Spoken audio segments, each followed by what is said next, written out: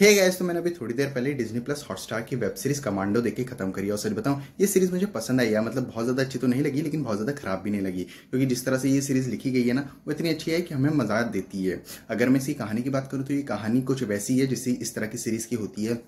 यानी पाकिस्तान इंडिया के खिलाफ कुछ बुरा कर रहा है और इंडिया के कमांडो को ये सारी भसड़ बचा रोकनी है।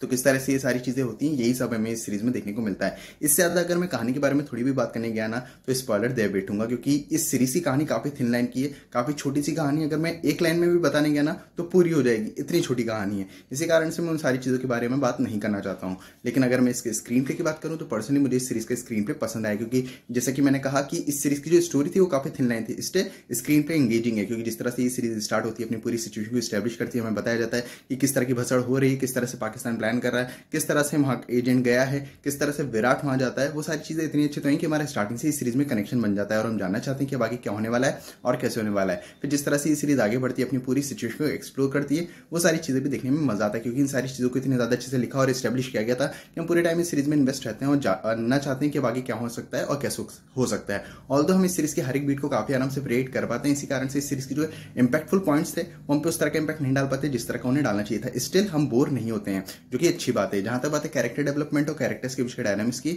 सभी कैरेक्टर्स को इतनी ज्यादा अच्छे से लिखा और डेवलप किया गया कि हमारा लगभग सभी कैरेक्टर्स के साथ एक ठीक ठाक सा कनेक्शन बन जाता है। और जो कैरेक्टर्स के बीच डायनामिक्स थे वो भी मुझे पसंद आया। और यहाँ इस सीरीज की सबसे बड़ी हाईलाइट की बात करना जरूरी हो जाता है, वो इसकी पेसिंग, क्योंकि इस सीरीज को इतने अच्छे पेस पे बनाया गया है कि ये सीरीज कब शुरू की कब खत्म हो जाती है हमें पता भी नहीं चलता, जो कि काफी अच्छी बात है। लेकिन अगर मैं इस सीरीज के नेगेटिव पॉइंट्स की बात करूं तो जैसे कि मैं स्टार्टिंग में कह चुका हूं कि इस सीरीज में ज्यादा कुछ स्टोरी नहीं है। इसी कारण से एक पॉइंट ऑफ टाइम के बाद आपको पहले से ही पता होता है कि आगे क्या कुछ हो सकता है। इसी कारण से ये सीरीज आपको उस तरह का मजा नहीं दे पाती है जिस तरह का ये दे सकती थी। और जो इस सीरीज के हाईलाइटेड पॉइंट्स थे ना, वो भी कब आके कब चले जाते हैं हमें पता भी नहीं चलता। जो कैरेक्टर्स के पीछे डायनामिक्स थे वो भी काफी ज्यादा क्लीशे वे में लिखे गए हैं। वो हम पे वो इंगेज नहीं कर पाते जो करना चाहिए था। और भी काफी कुछ है इस सीरीज में यार जिन पे बात की जा सकती है, लेकिन जैसे कि मैंने कहा कि इस सीरीज की स्टोरी काफी थिन है। अगर मैं उन पे बात करने गया तो स्पॉइलर दे दूंगा, जो कि मैं नहीं देना चाहता। जहां तो बात है एक्टिंग की, सभी एक्टर्स का काम अच्छा है। पर चाहे आप किसी की बात करो, पर्सनली मुझे सभी एक्टर्स का काम पसंद आया। किसी का भी काम बहुत ज्यादा अच्छा तो नहीं था, लेकिन सबका काम ऐसा था कि हमें स्टोरी में एंगेज करके रखे। यहाँ तो बात है डायरेक्शन और एडिटिंग की, डायरेक्शन ठीक ठाक है,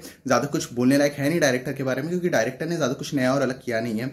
जिस तरह से इस तरह की सीरीज बनाई जाती है ना, उसी तरह से डायरेक्टर ने बनाया है। तो डायरेक्टर ने ज्यादा कुछ अलग नहीं किया है, एक टिपिकल फॉर्मूले पे बेस्ड रहा है, लेकिन वो भी इतनी अच्छी बना दी है कि हम बोर नहीं होते हैं। जहां तो बात है एडिटिंग की, तो एडिटिंग अच्छी है, जैसे कि मैं पहले भी कह चुका हूँ। इस सीरीज को काफी अच्छे पेस पे बनाया गया है। इसी कारण से ये सीरीज कब शुरू हुई कब खत्म होती है हमें पता नहीं चलता और हम बोर नहीं होते, वरना ये सीरीज काफी बोरिंग भी बन सकती थी। अगर मैं प्रोडक्शन क्वालिटी की बात करूं तो वो काफी अच्छी है। तो ओवरऑल मुझे ये सीरीज ठीक ठाक लगी। एक बार तो आप देख ही सकते हो, आप बोर नहीं होंगे। लेकिन इस सीरीज से ज्यादा कुछ उम्मीदें मत करना, क्योंकि ये सीरीज में आपको कुछ भी नया और अलग देखने को नहीं मिलने वाला है। तो आपको ये सीरीज देखनी है नहीं, ये आपके ऊपर है। और अगर आप लोगों ने सीरीज देख रहे हो तो मुझे कमेंट्स में जरूर बताना कि आपको ये सीरीज कैसी लगी। बाकी मिलते हैं अगले वीडियो में, तब तक के लिए जय हिंद, जय भारत।